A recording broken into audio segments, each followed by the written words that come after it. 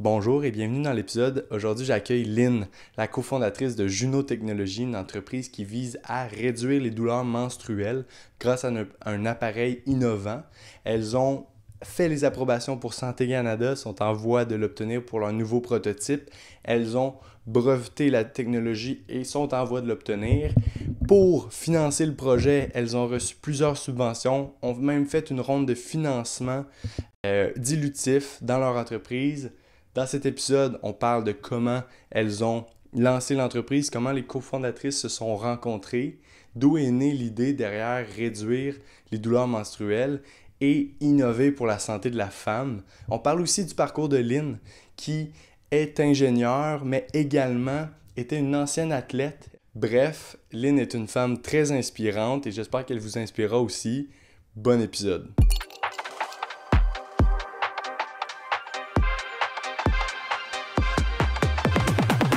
Merci, Lynn, d'être là pour la pause active. Je suis super content de t'avoir aujourd'hui. Votre projet, je l'ai vu évoluer, votre entreprise, je devrais dire.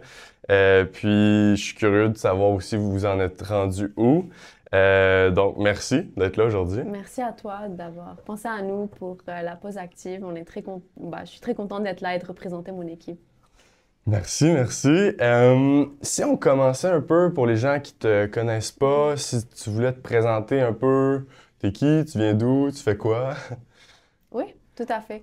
Alors, je m'appelle Lynn Dougan, je suis la cofondatrice et COO de Juno Technologies.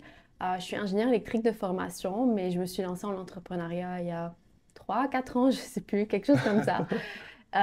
Et j'ai fondé avec ma cofondatrice Nanette Juno, Ouais, juste après avoir gradué de ma maîtrise. Avant de rentrer dans le sujet, qu'est-ce qu'on fait, je pense qu'on va rentrer dans ça, c'est parler clair. de ça euh, parler à propos de la mission, de la vision, qu'est-ce qu'on fait. Eh oui. Mais sinon, côté background, introduction, c'est ça. J'ai une formation d'ingénieur. J'ai fait la maîtrise à Poly juste à côté en OK. gestion de l'innovation et de la technologie. Et c'est de là où, je dirais, tout a commencé de façon Mhm. très subtile. Sinon, j'ai été athlète dans mon pays natal, donc le OK. Liban. J'ai fait de la Wow. natation, j'ai fait de l'athlétisme. Et là, je poursuis un autre marathon, on va dire, OK, le cool. marathon entrepreneurial. Ah, OK, oui, oui, oui. C'est un marathon rempli de sprints. Exactement. Ah, OK, intéressant. Puis, est-ce que tu as déjà pratiqué comme ingénieur ou comme CDPI ou t'es allé en ligne directement? Je dirais que pendant mon bac, j'ai effectué quand même des stages d'ingénierie. Ouais. Je me rappelle que j'avais des stages dans des garages d'auto. Donc, j'étais vraiment hands-on dans les stages, dans l'expérience. Par contre, quand je suis arrivée ici au Québec, il y a 4 ans et demi, plus ou moins, les stages étaient orientés un peu plus en gestion de projets d'innovation, Ouais. tout ce qui est développement des affaires. J'ai eu plusieurs petites expériences, même dans des mandats d'étudiants, conseillère financière. Donc, j'ai eu plusieurs expériences qui touchaient moins à l'ingénierie, mais qui étaient Mhm. plutôt en complémentarité, je dirais. OK. Puis l'idée est venue d'un de ces stages-là ou comment Juno est né? Euh, ça, c'est, ça, c'est une histoire que j'aime beaucoup raconter. Je vais prendre quand même le temps de raconter la longue version. Pas la Vas-y. longue version, mais quand même la version en détail. C'est que quand je faisais mon bac au Liban en génie électrique, Ouais. juste pour info, nous, c'est 5 ans. On ne peut pas OK. faire ça plus rapidement. On peut faire ça plus longtemps si on veut refaire Mhm. des cours ou prendre des cours additionnels. Et au bout de la quatrième année, j'étais vraiment tannée parce qu'on était la même classe de 10 à 20 personnes avec les 5 mêmes professeurs qui venaient de donner les cours l'un après l'autre. J'étais comme, OK, c'est un peu trop la routine, il faut que je sorte de ce cocon-là. Mhm. Euh, C'était une super bonne université, on avait une belle promo, mais j'avais juste envie de changer à cette époque. Et là, je décide, bon, je peux faire un échange. C'est juste 4 mois. Si c'est vraiment mauvais, je peux revenir chez moi, je vais juste passer 4 mois, puis euh, c'est tout. Ouais. Donc je me dis, ok, je vais faire un échange. Là, je regarde un peu les universités et je vois la France, je vois le Japon, je vois le Canada. Et puis je me suis dit, bon, j'avais un ami à l'époque qui venait pour faire un double diplôme. J'avais quelques amis ici, Ouais. ma tante qui habitait ici. Je me suis dit, ça va pas être si pire. Je peux venir, c'est 4 mois, je connais déjà quelques personnes. C'est une deuxième zone de confort indirectement. Mhm. Donc là, je m'en viens en 2019, juste avant la COVID. Ouais.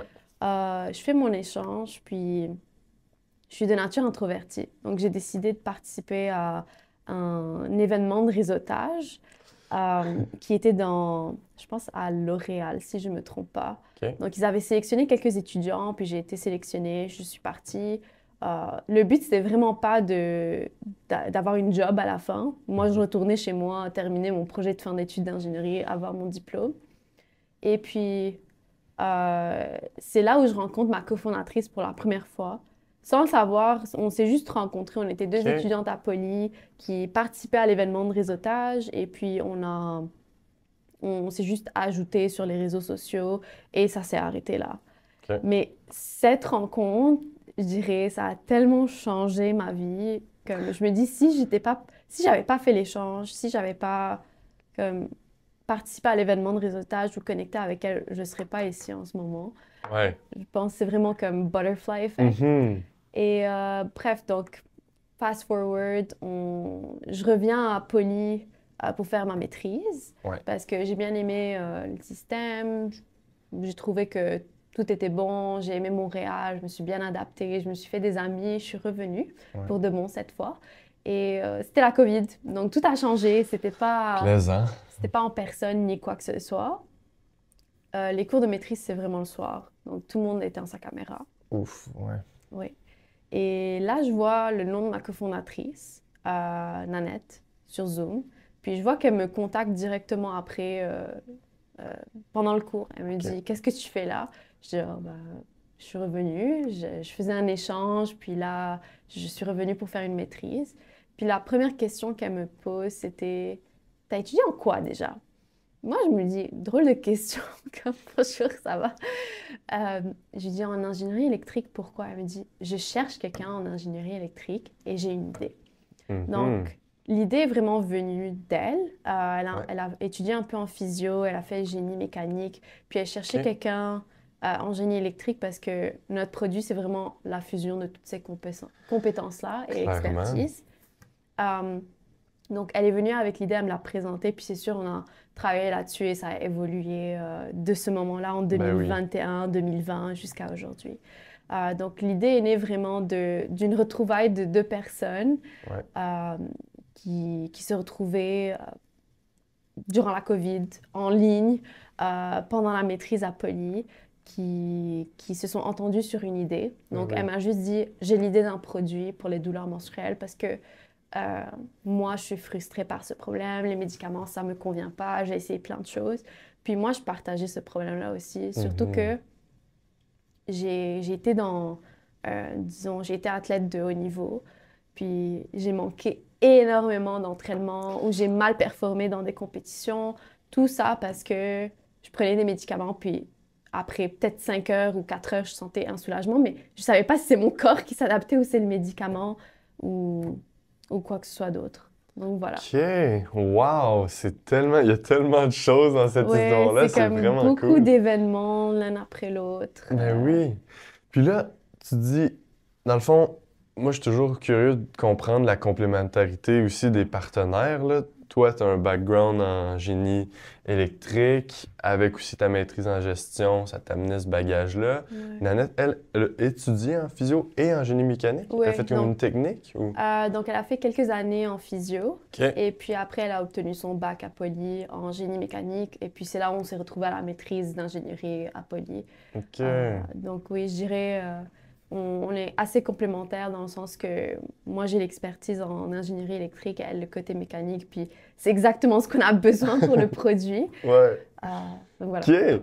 Puis là, justement, si on rentre dans le produit, là, le problème était clair, là. Puis en plus, les deux, vous l'avez vécu, ce que Et moi, je trouve... on le vit toujours. Ouais. Puis est-ce que vous l'utilisez ou il n'est pas encore prêt? Ah oui, bah, on a quelques prototypes. OK. Là, on attend la deuxième version. Mhm. J'ai tellement hâte, mais oui, on a quelques prototypes, on les utilise, puis on a des employés qui les empruntent et c'est toujours tough de les reprendre. Et ça, c'est, je pense, un bon signe. Validation claire. Ouais. Là. OK. Fait que si on rentre, justement, vous, les douleurs menstruelles, il n'y avait pas de solution claire sur le marché. Mhm. Pharmaceutique, ça fonctionne pas. background en physio, clairement, elle a aussi vu tu sais, des éléments qui sont utilisés en thérapie ou autre, puis Ouais. plus le côté mécanique. Mhm. C'est quoi Juno? Oui.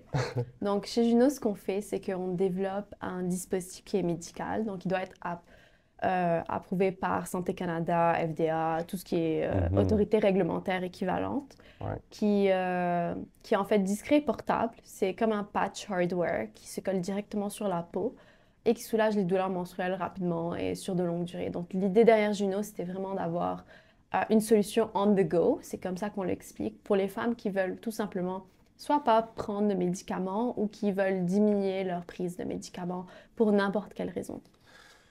Wow, c'est vraiment super, là. Puis là, moi, ça m'interpelle beaucoup. Tu as mentionné être athlète Ouais. auparavant. Est-ce que tu vois justement Juno se faire utiliser par différents types de profils de femmes aussi, comme Oui, dans un contexte ou au travail, au sport ou autre? Parce que c'est oui, quand oui. même, tu sais, dessus, bref, il y a plein d'autres problèmes, là, mais Non, tout à fait, c'est ça. C'est sûr que nous, on se concentre principalement sur les femmes qui ont des douleurs sévères, incluant ouais. celles qui ont des douleurs, pardon, pas des douleurs, mais des maladies euh, comme l'endométriose, le PCOS, etc. Mais c'est sûr que la Mhm. portée va plus loin que ça. Ben oui. N'importe quelle femme qui ressent des douleurs menstruelles et qui ressent le besoin d'avoir une solution, une alternative à ce qui est traditionnellement sur le marché ou offert, c'est sûr que ce produit est offert à ces femmes-là également. Ouais. Je dirais que pour les athlètes, c'est une voie qu'on explore, qui est... Moi, je veux vraiment que les athlètes puissent avoir cette solution parce que c'est, comment dire, c'est une solution qui t'offre un soulagement rapide et qui est durable dans le temps. Donc, Mhm. si disons, ça tombe vraiment le jour de ta compétition, tu dois performer, Ouais. c'est vraiment quelque chose qui peut changer. Et déjà, on est stressé pour une compétition, Beaucoup de être encore choses. plus stressé quand on a des douleurs menstruelles ou quoi que ce soit. Donc, c'est sûr que avec les expériences que j'ai eues dans le Mhm. passé, j'aimerais quand même apporter cette solution pour les femmes, pour qu'elles vivent pas la même chose. Mhm.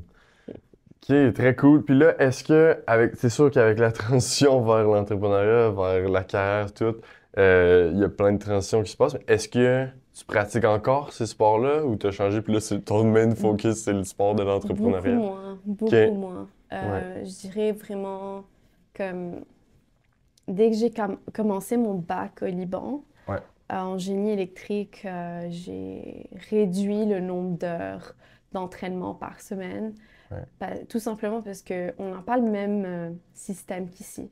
Ici, on peut faire un système qui est un peu sport-études, combler les deux. Au Liban, Oui. c'est vraiment, tu suis un rythme à temps plein. Donc, c'était quand même difficile. Je continuais à pratiquer, à m'entraîner, à faire des compétitions. Mais au bout de la quatrième, cinquième année, ça devenait de plus en plus difficile. Quand je suis arrivée ici, c'est sûr que j'ai repris un autre train de vie Mhm. où je pratiquais toute seule, pas avec une équipe. Je m'entraînais plutôt pour ma santé que pour performer ou participer à des compétitions. Ouais. Puis là, tu sais, j'entends beaucoup le mot compétition. Puis dans le sport, clairement, t'es une personne compétitive. Tu t'es poussé à fond dans ce sport-là. Ouais. L'entrepreneuriat, c'est une compétition aussi. Est-ce que tu t'appliques les choses que tu comme vues et vécues dans le sport à l'entrepreneuriat ou tu le vois comme deux choses complètement différentes? Je dirais que ça m'a beaucoup formée, Ouais. je dirais ça. Ça m'a beaucoup formé le sport dans mon adolescence, ma jeunesse, Mhm. même à l'université, à être très disciplinée. Et aussi, c'est qu'il y a beaucoup de moments, en tant qu'athlète, tu dois le savoir, il y a beaucoup de moments où on n'est pas des machines, on ne peut pas performer à Ben 100%. oui. Il y a des jours où tu vas faire de meilleurs temps, avoir une meilleure performance, et il y a des jours où tu ne seras pas capable et que tu vas t'entraîner très, très, très fort et que tu ne seras pas capable et tu vas stagner. Mhm. Donc, je pense que c'est plus qu'au niveau de la compétition, c'est au niveau de vraiment toute cette préparation, tout ce parcours-là. Je vois beaucoup de similitudes.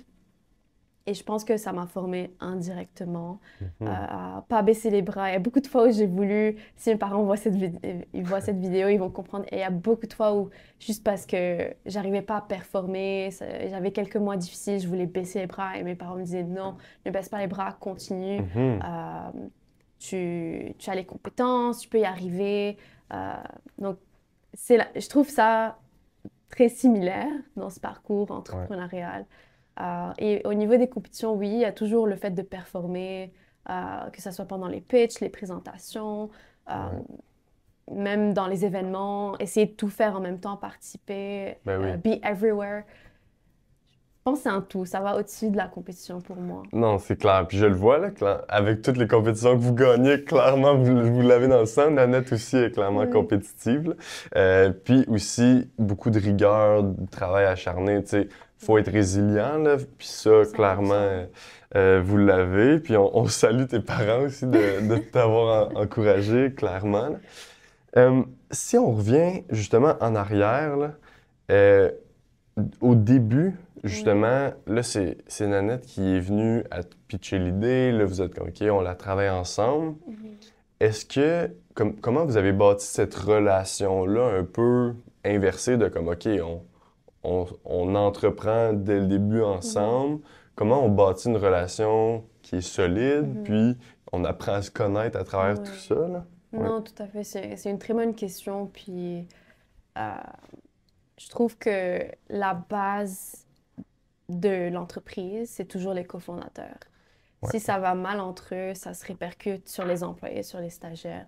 Donc, je dirais, nous, dans notre cas, oui, elle est venue, elle m'a pitché l'idée, puis on se connaissait pas tant parce qu'on s'est rencontrés dans un événement il y a 1 an Mhm. avant, c'était dans un contexte différent. Mais je dirais que on était toujours étudiante à la maîtrise. On a profité de ce moment pour Oui. apprendre à se connaître, pour travailler là-dessus, pour appliquer autant que possible dans nos cours, dans, dans nos cours, dans les parcours extrascolaires Ouais. qu'on a participé, qu'on a Mhm. effectué. Euh, donc, je dirais, il y avait quand même ce 1 an et demi où on a appris à se connaître avant d'officiellement s'incorporer et de lancer officiellement Ouais. Juno. Donc oui, on travaillait sur Juno bien avant que ça soit incorporé. Par contre, on a pris le temps à se connaître, à savoir comment on travaille Ouais. dans les cours, dans les projets, en dehors des projets, voir aussi combien on était sérieuse. On étudiait, moi je faisais partie d'un comité, j'étais VP communication, je faisais un stage Ouais. et je passais mes dimanches, je partais voir ma cofondatrice, je venais chez elle, on travaillait, on s'asseyait quelques heures, même si c'était quelques heures, ça s'accumulait au fur et à mesure Ben et oui. c'était très progressif, je dirais. OK. Puis à quel moment vous vous êtes dit, on y va? Euh, je pense pour elle, c'était dès le départ. OK. Dès le C'était départ. sûr, là. C'est une personne que j'admire pour la Mhm. vision. Elle sait exactement ce qu'elle veut et puis c'est travailler comment arriver Ouais. à ce point-là. Et c'est pour cela que on s'est très bien distingué dans nos rôles et ça a Oui. fait pour chacune d'entre nous. Mhm. Mais sinon, je dirais que pour elle, c'était toujours le end goal de se lancer en affaires. C'était sa motivation. C'est ce qui Mhm. l'a poussée à faire la maîtrise, à faire ses recherches, à déjà avoir l'idée parce qu'elle pensait à ça. Ouais. Moi, de mon côté, quand ça s'est concrétisé, je pense que ça m'a pris un peu plus de temps parce que je vais dire ça, puis ça fait toujours rire le monde pour une raison. Mais mes parents m'ont pas envoyé à l'autre bout de la planète pour que je me lance en affaires toute seule, à mon Ouais. propre compte. Normalement, les parents, quand ils envoient leurs enfants, c'est plutôt pour sécuriser leur avenir. Ben Puis oui. l'entrepreneuriat, c'est pas toujours le mot qui rime avec sécurité. Mhm. Alors, je trouve que ça m'a pris un peu plus de temps parce que, je m'imaginais pas faire ça. Ouais. Pas du tout. Donc, ça, c'est un conseil pour les personnes qui s'identifient pas. Pas besoin d'être la personne la plus, euh, comment dire, extravertie, Ouais. qui adore connecter avec les gens. Non, ça, c'est comme, je dirais, un stéréotype qui est dans le passé. Ouais. Donc, déjà, de base, moi, j'imaginais pas ça. Mhm. Deuxièmement, je pense parce que j'avais le background technique, Ouais. j'avais plutôt le caractère introverti, plutôt appliqué à Mhm. la recherche et tout. Je me voyais pas et ça m'a pris un tout petit peu plus de temps. Mais je pense que ce qui se passe bien et ce qui est une très bonne initiative ici, c'est qu'il y a beaucoup de programmes qui encouragent, même si c'est une idée euh, très Ouais. genre dans un stade très Les embryonnaires, embryonnaire, ouais. exactement, qu'on t'encourage parce qu'on veut voir si ton idée, comment on peut pousser ton idée, comment on peut t'aider à croître de façon, pas seulement en tant qu'entrepreneur, mais de façon personnelle aussi. Ah oui. Donc, je trouve que c'est ça ça a pris un peu de temps, quelques mois pour Ah oui. que tout s'installe et dire, ah non.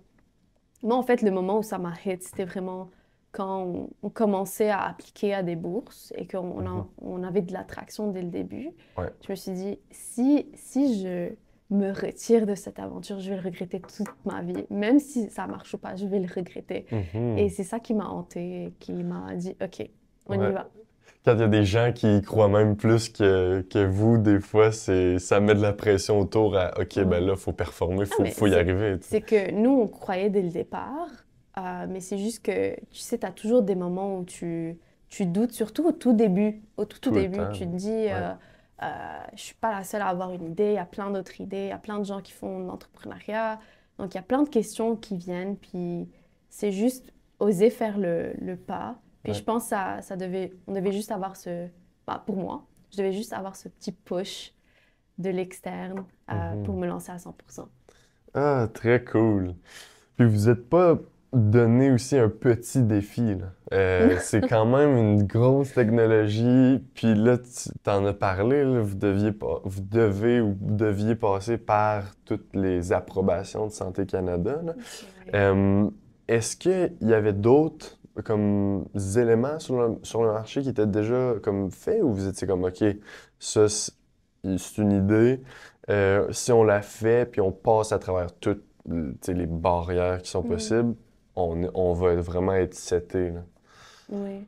Je pense au niveau des barrières, c'est sûr que dès le départ, c'est parce que c'est un produit médical, ça vient avec beaucoup de restrictions, beaucoup de normes et de standards à suivre. Ouais.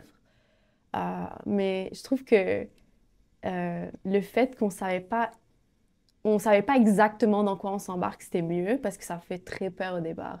Moi, Mhm. si je me dis, je me parle à moi-même il y a 3 ans, je me dis, OK, tu vas devoir faire tout ça, tu vas devoir payer des consultants, engager quelqu'un, payer une plateforme.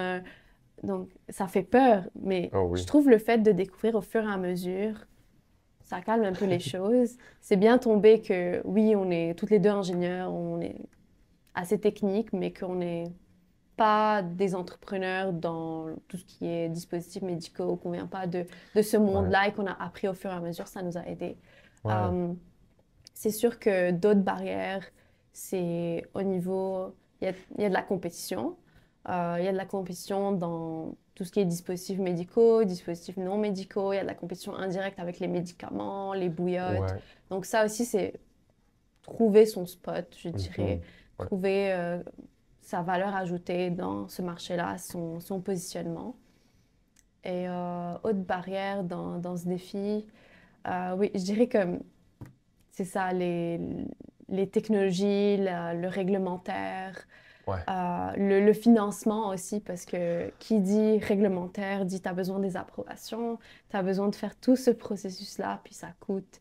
Ah oui, Ça hein? coûte, comme je l'ai dit, des consultants, des employés, des plateformes pour t'aider à faire ça, mais c'est du temps aussi et de l'expertise.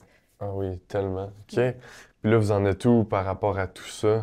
Tu sais, Ouais. vous avez été incorporé en 2000... Ben, 22. l'idée, 2022, incorporé, départ en 2021. OK. Fait Ouais. que là, ça fait quand même 3 ans. Oui, Puis c'est un long déjà. parcours, un beau parcours aussi.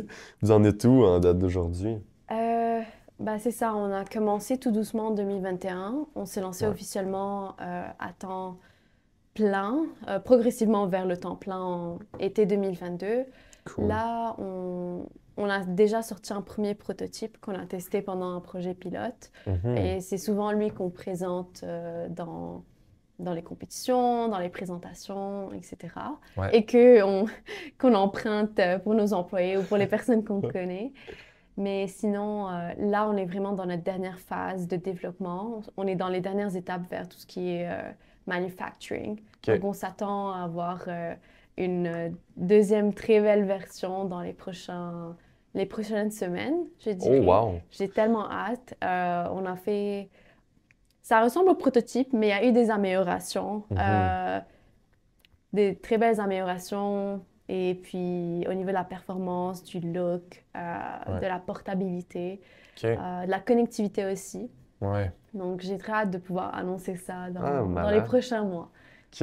Puis Ouais. est-ce que aussi le peaufinement de cette version 1, c'était pour aussi respecter certaines contraintes, là, vu vous Ouais. avez fait toutes les approbations, là, Santé Canada, C'est en cours. en cours Ouais. encore, puis c'est en cours pour la version 2. C'est ça. En OK. fait, le fonctionnement, c'est que dès que tu as un produit qui est plus ou moins final, que tu vas pas remodifier, c'est là où tu peux commencer à déposer pour les Je approbations. vois. Donc, vu que nous, on avait fait juste un prototype à la base, on s'est juste assuré de respecter les normes les plus Ouais. basiques, je dirais, pour les tests. Mhm. Par contre, c'est un dispositif qui ne peut pas être vendu vu qu'il y a encore d'autres. Disons que dans un contexte d'essai versus un contexte d'achat, il y a différentes normes. Il y a surtout des normes qui s'ajoutent dans le Ouais. contexte d'achat ou quand tu le donnes pour l'utilisatrice qu'elle utilise chez elle, Ouais. sans supervision ou sans, disons, protocole à suivre.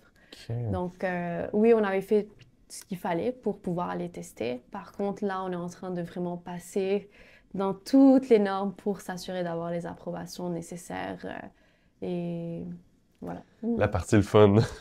Ouais. OK. Et puis là, justement, avec mon background en physiothérapie, les outils d'électrophysiologie, les outils techniques pour soulager les douleurs, Mhm. soulager, gagner de la mobilité, bref. Ça fait un bout de temps que ça existe. Il y en a qui ont été invalidés, il y en a qui ont été Ouais. revalidés par la science. Euh, puis, votre technologie me fait beaucoup penser au TENS pour les douleurs lombaires, douleurs à l'épaule plus chroniques ou sévères. Mhm. Euh, je suis curieux si on va un peu dans c'est quoi qui on package dans Juno. Ouais. Vous positionnez comment, puis vous voulez adresser ces douleurs-là. Comment? C'est au final un signal électrique, c'est ça? Ouais. Donc, OK. nous, je vais répondre comme en deux temps. Tu parles du positionnement et en même temps de qu'est-ce Oui. qu'on a. Donc, au niveau de comment le dispositif fonctionne. Donc, déjà, comme j'ai mentionné, c'est un dispositif médical. Donc, c'est des traitements médicaux qui sont incorporés dans ce dispositif-là. Ouais. On a fait tout ça dans un dispositif qui est portable, discret et qui est aussi connecté avec une Mhm. application mobile. Donc, en tant que traitements médicaux qui sont incorporés, on a plusieurs traitements, dont des traitements qui inhibent la sensation de douleur. Ouais. Donc, ça, c'est sûr que comment dire, c'est un dispositif qui contient de la microélectronique, qui fait en sorte de pouvoir inhiber la sensation de douleur. Mais aussi, on a des traitements qui soulagent Ouais. les muscles de l'utérus. Donc, Mhm. c'est une combinaison des deux. Donc, nous, ce qu'on a fait aussi, le positionnement qu'on a, c'est que, en fait, oui, on est un dispositif médical. Oui, on doit avoir les approbations réglementaires. Par contre, on n'a pas besoin d'aller faire des essais cliniques pour euh, avoir l'approbation, que ce soit FDA ou Santé Canada. Ouais. Donc, les autres, les compétiteurs, ce qu'ils ont fait, c'est qu'ils ont suivi ça. Ils se sont dit, OK, on n'a pas besoin de pousser pour les essais cliniques, on peut juste faire en sorte de respecter les normes, sécurité, etc., qui sont exigées, et on peut mettre le dispositif sur le marché. Nous, ce qu'on a eu la chance et ce qu'on est en train de faire, c'est qu'on est en train de pousser pour avoir des données. On est en J'adore. train de pousser pour rentrer dans les hôpitaux, rentrer dans les pharmacies, dans les cliniques. Tu peux te pointer chez un gynécologue et lui dire, ce produit, il fonctionne. Il va dire, OK, montre-moi l'essai clinique, montre-moi la publication. Sans ça, eux, ils sont vraiment très basés sur les chiffres, Ben sur oui, les données, ce qui est normal parce il que faut, là, ouais. c'est comme ça dans leur pratique. Euh, donc, nous, comment on veut, je dirais, se positionner, c'est aller vers le B2B. On OK. va aller vers le B2B, vraiment essayer de positionner le produit comme une alternative dans le protocole des femmes qui partent consulter pour des douleurs menstruelles. Puis c'est ce qu'on fait en ce moment. On est en train de travailler avec le plus grand hôpital au Québec pour faire des essais. Et la vision, c'est vraiment de voir en fonction de ces essais-là comment on peut l'intégrer dans le protocole, Ah oui. comment on peut le recommander, parce qu'il y a beaucoup de femmes qui consultent et qui continuent à reconsulter parce que ça ne fonctionne pas. Ou ça fonctionne pas, ou elles ne veulent pas, ou ça fonctionne mais il y a des effets. Donc, il y a plusieurs scénarios. C'est juste offrir une alternative pour celles qui en ont besoin. Mhm. Donc, Ouais. c'est ça le positionnement qu'on veut. On veut vraiment comme avoir, on est vraiment les premiers à être soutenus par des données cliniques et à être soutenus par des professionnels de la santé. Et on est ceux qui poussent le plus pour avoir une optimisation de traitement. Et c'est OK. là où notre brevet est en fait déposé. OK. C'est qu'on a réussi à pousser l'optimisation de traitement, à jumeler des traitements et les positionner de façon à avoir un soulagement supérieur, je dirais. OK, wow. J'ai bien hâte de voir ces données-là. Puis je pense que ça ajoute, tu sais, plus qu'à être validé au Ouais. niveau entrepreneurial dans les compétitions, être validé par la science, je pense que c'est Ouais. le plus gros étape que vous pourriez pas avoir. 100%. Puis de pousser vers ça, une fois que tu as ça, ben oui, il peut y avoir d'autres compétiteurs, mais tu es plus indéniable pour cet aspect-là. Très, très cool. Merci. OK. Puis, justement, une fois que vous allez finaliser la portion 2, vu que vous avez respecté toutes ces normes-là, avec le brevet, ça sera moins lourd, là. Vous avez fait Ouais. plus la portion lourde avant C'est d'avoir ça, cette ça se fait au fur et à approbation-là. mesure. Tu peux pas juste arriver, OK, le produit est prêt, on va faire la paperasse pour Santé Canada. Peut-être tu peux le faire, mais c'est sûr que tu vas revenir en arrière et restructurer ton produit parce que c'est pas juste des listes à cocher, c'est vraiment le raisonnement à l'arrière pour faire en sorte que ton Mhm. produit est sécuritaire dans tous les sens. Ouais. OK. Ouais. Puis là, en physiothérapie, ça devient aussi de plus en plus présent. Il y a de plus en plus de physiothérapeutes qui offrent des services Mhm. périnéales, autres. C'est sûr que là, c'est un autre domaine complètement que juste l'endométriose ou toutes les douleurs menstruelles. Est-ce que tu penses que justement le dispositif Juno éventuellement pourrait adresser des douleurs connexes ou d'autres problématiques comme les Mhm. problématiques de la santé pelvienne ou tu sais, la dyspareunie qui est comme plus la douleur ou même douleur lombaire, là, c'est sûr qu'il a été pensé pour les Oui. douleurs menstruelles, mais je me demande est-ce qu'il pourrait être utilisé dans d'autres contextes? Oui. Pour l'instant, ce qu'on s'est focalisé vraiment, c'est pour tout ce qui est douleur menstruelle. Ouais. Donc, on a centralisé les traitements. Les traitements sont spécifiques pour les douleurs menstruelles. C'est sûr que moi, quand j'ai montré mon produit à mes parents, ils ont essayé de le mettre un peu partout. Ça pourrait apporter un soulagement, mais c'est pas fait spécifiquement pour ça. Mhm. Donc, pour la première version, le premier produit qui va sortir, on va se concentrer sur ce problème-là. Par contre, ça n'empêche pas que par la suite, avec les données, l'expérience qu'on a eue, le feedback qu'on a eu, qu'on puisse construire quelque chose pour d'autres problèmes qui restent dans la santé des femmes parce que c'est ça, je dirais, c'est ça notre mission, c'est de contribuer Ben oui. à la santé des femmes, plus spécifiquement. OK, j'adore. Mais aussi être très niché puis très ciblé, même que tu as mentionné les données, les douleurs sévères, Ouais, c'est être super aligné à répondre bien à ce problème-là. Pour commencer, je pense que c'est la meilleure chose que vous pourriez faire, exactement, là. c'est ça. OK, cool. Euh, Puis là, est-ce que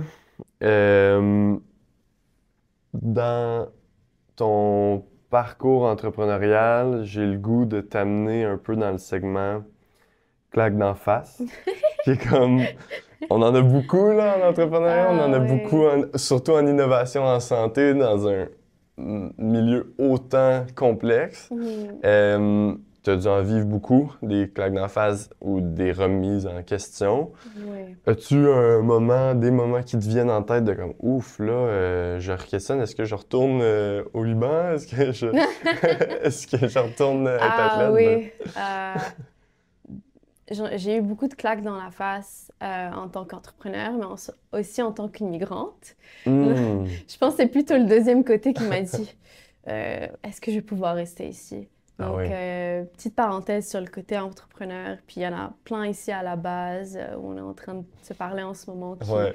vivent ce problème. C'est que pour pouvoir immigrer ici, même si on étudie ici, Pour pouvoir immigrer, il faut tomber dans des cases. Puis même si tu tombes dans une des cases, apparemment, ça prend jusqu'à 5 ans pour que tu aies ta résidence permanente ici. 5 ans. Alors que pour les entrepreneurs, ça va vite. Ah oui. Donc, c'est ça, oui, moi, mes papiers, ils expiraient à la fin de cette année-là. Si j'avais pas eu ma résidence permanente il y a quelques mois, si mes papiers expirent, je savais pas ce que j'allais faire vraiment. Hmm. Mais bon, tout est en ordre pour moi, mais oui, c'est pas facile en plus d'être immigrant ici et Ouais. de s'assurer que tous les papiers sont en ordre et qu'on puisse rester et continuer. Parce que dès que tu tombes en tant qu'actionnaire, Ouais. tu es obligé d'aller en tant qu'entrepreneur, Ouais. immigrant entrepreneur. Tu peux Ouais. pas faire en tant que diplômé ou quoi que ce soit parce que tu as des parts d'entreprise, donc tu as le contrôle, etc. Mhm. Donc ça aussi, c'est une complexité. Mais sinon, claque dans la face, à part tout ce qui est immigration, oui, c'est sûr, si quelqu'un te dit, moi, je fais de l'entrepreneuriat, j'ai une start-up, puis c'est la vie en rose, non, something is wrong. Euh, je dirais claque dans la face, c'est que, tu sais, souvent, on a beaucoup de conseils. Les gens ont beaucoup de choses à dire. Beaucoup, beaucoup. Ouais. T'entends des conseils un peu partout, puis il faut savoir filtrer. Mhm. Faut savoir filtrer les conseils. Puis je pense une grosse claque qu'on a eue l'année passée, c'est que on s'est engagé avec un partenaire pour le développement de produits. Euh, et c'était pas un bon fit. C'est pas que eux ils sont pas compétents, c'était juste pas un bon fit entre nous deux. Ouais. Et on a juste comme essayé de régler les choses. Puis tu sais, au bout de quelques mois, tu essaies de régler les choses, mais tu arrives devant vraiment un mur. Ben oui. Et c'est là où on a eu un peu une claque dans la face toutes les deux, ma cofondatrice et moi. On s'est dit, OK, si on change de partenaire, on va avoir un peu de retard, on va perdre un peu de financement. Tu sais, comme tu as un peu de recul. Par contre, euh, il faut que tu trouves quelqu'un d'autre aussi pour prendre la Ah, ben relève, oui. qui soit compétent et que ça soit un bon fit et que tu ne retombes pas dans le même cercle vicieux.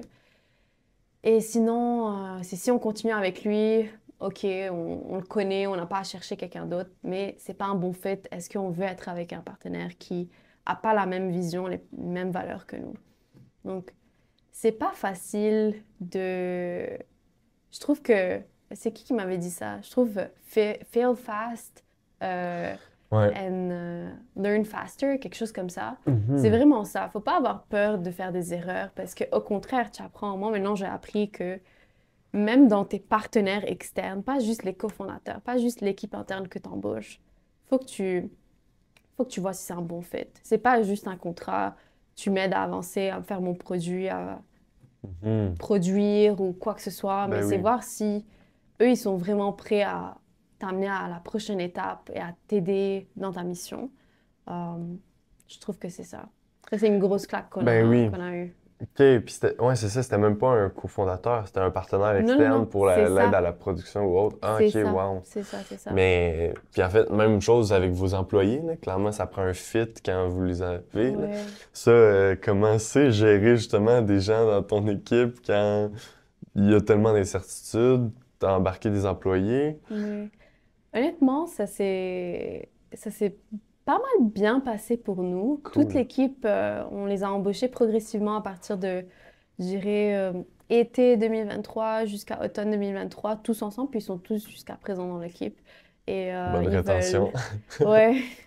Et ils restent tous au moins jusqu'à l'été. Ouais. Je pense que la stratégie derrière ça, c'est que on a été étudiante. On sait que c'est difficile d'avoir des stages. On Ouais. sait que c'est difficile, surtout maintenant avec le marché. C'est vraiment difficile Ouais. pour les gens, les jeunes gradués qui viennent tout juste de commencer leur carrière, mais ils ont vraiment beaucoup de motivation, beaucoup de choses à apporter et beaucoup à apprendre. C'est ce qu'on aime. Nous, on apprend. Donc, pourquoi pas Je embarquer rejoins. quelqu'un qui apprend aussi avec nous.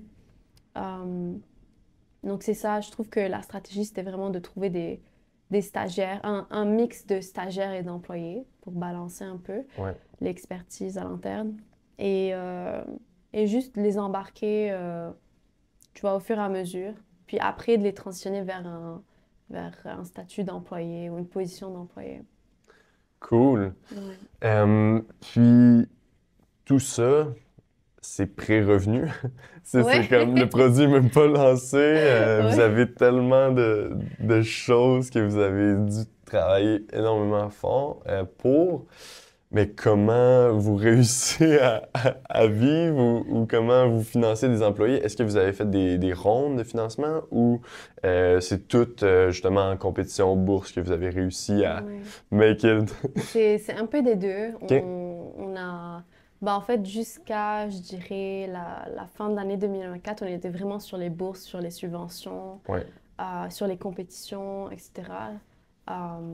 C'est ce qui nous a permis de pouvoir faire ces étapes clés, comme le Mhm. prototype, Ouais. comme avoir des données sur le prototype, faire des essais. Et je trouve que le fait qu'on a pu chercher, sécuriser le financement pour avoir ces étapes-là. C'est ce qui nous a permis d'avoir une première ronde de financement et d'avoir Mhm. des investisseurs pour comme, soutenir notre croissance dans les prochains mois pour atteindre d'autres étapes clés, d'autres milestones. Ouais. Je dirais que c'est un mélange des deux, mais honnêtement, on est chanceux ici au Québec, aussi dans cet écosystème à Montréal et aussi en dehors de Montréal d'avoir beaucoup de subventions, beaucoup de projets, beaucoup de programmes comme la base où ils t'aident à non seulement chercher du financement, mais aussi à comme, accélérer les choses dans ton entreprise. Euh, Mhm. donc, c'est ça. Je trouve que c'est un mélange des deux. Oui, on a été capable d'aller chercher du financement, mais c'est aussi parce qu'il y a ces financements qui sont disponibles pour les entrepreneurs. Ben oui. On n'aurait pas pu être là et je pense qu'il y a beaucoup de startups qui survivent sur ça, euh, Ouais, sans ces fonds. c'est un risque aussi parce que si tu Oui. vis juste des subventions, dans une entreprise comme la vôtre, ben là, faut que ça soit validé par tu sais, la science, Santé Canada Mhm. ou autre. Il y a un gros Ouais. risque de OK, on travaille sur ça pendant 3 ans, on injecte énormément de fonds. Après, est-ce que des gens vont l'acheter? Ouais. Là, au moins, vous avez une liste d'attente, tu sais, vous avez des gens qui sont prêts, mais dans l'écosystème, c'est clair, moi je le vois aussi, de si tu focuses trop. Puis dans une entreprise qui est aussi capable de se lancer, puis de Ouais. capable d'aller chercher des revenus, pré-revenus ou autres, ben si on repose que sur l'écosystème puis ça, mais aussi ça devient dangereux de comme. Ouais. Puis là, tu l'as dit aussi, d'avoir énormément de conseils, ben des fois, c'est C'est bien, ça. des fois c'est too much, puis Ouais. comme c'est Faut trouver le difficile à juste naviguer. milieu. C'est ça, Ouais, mais c'est comme, comment dire, le problème avec tout ce qui est non dilutif, c'est qu'il faut que ça tombe avec un bon timing ben oui. pour l'entreprise. Donc, parfois, tu as des appels à projets qui tombent dans je sais pas, qui tombent maintenant, mais ton projet, il va pas commencer maintenant, il va commencer dans 1 an. Donc, c'est Mhm. vraiment c'est un jeu, il y a des règles. Faut juste que tu puisses jouer le jeu en respectant les règles Ouais, pour que tu t'en sors gagnant. C'est tout. Mais sinon, c'est ça, nous, ce qu'on a fait, c'est qu'on a essayé d'aller le plus loin possible en termes d'étapes clés ouais. pour aller chercher de l'investissement, pour aller plus rapidement. Parce que c'est sûr, compter seulement sur du financement non dilutif, sur des compétitions, à un moment, tu fais le tour. Et puis, à un moment, comme tu l'as dit, faut faut pas rester en, je dirais, R&D, Ouais. subvention. Faut que tu passes avec des investisseurs, faut que tu Mhm. construises un peu cette traction Ouais. côté investisseur, côté communauté, même si tu n'es pas encore prêt à vendre, avoir ces quelques piliers-là. Mhm. Là, vos investisseurs, est-ce qu'ils sont aussi des investisseurs un peu stratégiques, comme dans le domaine, ou comme ils ont de l'expertise dans ça, ou c'est juste prends le cash puis utilise-le bien? Je dirais que la majorité quand même sont stratégiques. OK. Donc, on a essayé de choisir, bah, on a essayé de voir aussi le fit entre nous et les Ouais. investisseurs, leur expertise, comment ils peuvent nous aider surtout, c'est ce point-là, parce qu'on est quand même en pré-revenu Ouais. et c'est un plus aussi qu'un investisseur soit impliqué avec nous, qui nous aide. Bah, je dirais que c'est gagnant-gagnant, Ben oui. tout simplement. Donc Lui, il avoir, veut là, que son argent fasse quelque chose, c'est puis il ça, veut vous c'est voir ça. Donc, avoir du ce que je succès. peux donner comme exemple, c'est qu'on a un investisseur qui est canadien et américain. OK. Il travaille aux États-Unis en tant que healthcare marketing. Ouais. Et c'est ça, il a investi en nous. Donc, pour nous, tu vois, si on prévoit euh, de vendre aux États-Unis, de commencer là-bas, c'est une, c'est une très bonne ressource, je dirais. Mhm. C'est Ben quelqu'un oui. qui est sur le terrain, qui travaille dans le domaine du marketing, qui comprend tout ce qui est dispositifs médicaux. Donc, ça tombe pile poil dans Mhm. ce qui pourrait nous être forcément utile dans les prochains mois. OK. Ouais, j'adore ça. Puis ça, c'est clé, là, d'avoir aussi autant un comité aviseur ou des investisseurs Oui. stratégiques, là. Malade. Si tu voyais justement Juno dans un an, vous, vous aimeriez être où? Ah, C'est difficile, là. c'est difficile et c'est pas difficile. Je dirais que dans un an, je veux qu'on soit sur le marché. Ouais. Comme c'est bon, on a passé beaucoup de temps à R&D. Je suis Mhm. vraiment prête et je vois le projet aboutir. Donc, je vois vraiment le produit dans des hôpitaux, dans des cliniques, dans des organisations pour les femmes Ouais. aussi. Euh, donc, être vraiment vendu et changer un peu la façon euh, de soulager les douleurs menstruelles. Mhm. Laisser un peu tomber tout ce qui est traditionnel et passer à quelque chose d'un peu plus nouveau, de plus innovant. Donc, c'est comme ça que c'est ce que je vois dans un an. Je vois aussi l'équipe s'agrandir. Je vois aussi commencer. On a notre application mobile. Ouais. Euh, j'en ai pas beaucoup parlé, mais on a plusieurs fonctionnalités qui sont déjà prêtes, qui vont sortir avec le dispositif Ouais. dès qu'il est prêt. Par contre, on a d'autres choses à l'interne qui sont en train déjà d'être concoctées pour Mhm. pousser l'application mobile et pour avoir encore Ben oui. plus une valeur ajoutée aux utilisatrices. Donc, je vois aussi cette application mobile. J'ai hâte de voir ce que ça va donner parce OK. que le projet qu'on commence, je ne peux pas en dire beaucoup de choses, mais tout ce que je peux dire, c'est que c'est c'est quelque chose first of its kind. Ouais.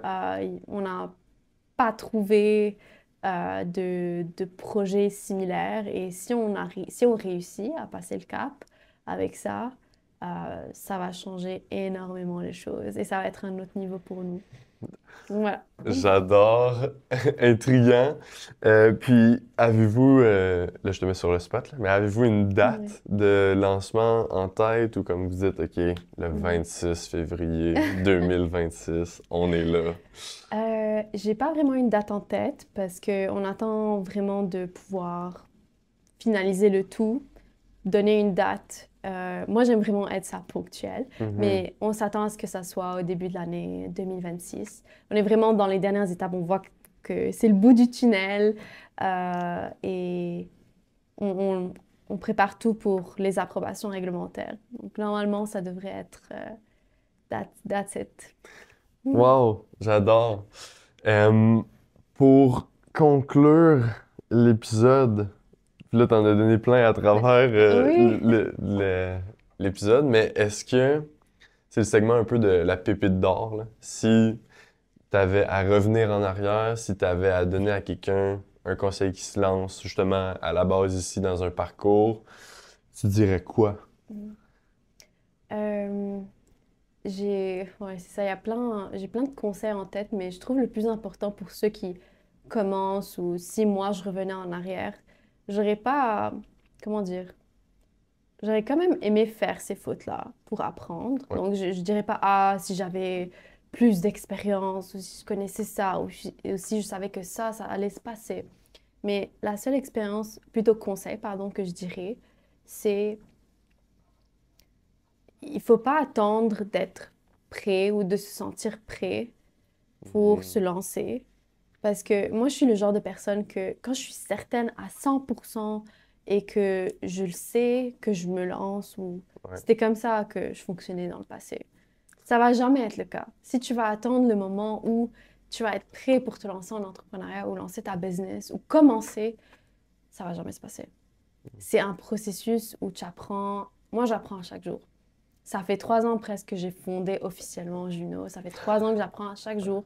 Chaque semaine, j'ai des surprises. À chaque semaine, j'apprends, je m'adapte. C'est la vie d'un entrepreneur. Tu peux pas Mhm. avoir tout déjà, euh, toutes les expertises, toutes les connaissances dans ta tête et te lancer. Peut-être tu as déjà un bagage, de l'expérience, tant mieux. Ça va t'aider énormément, mais il faut que tu apprennes tout le temps.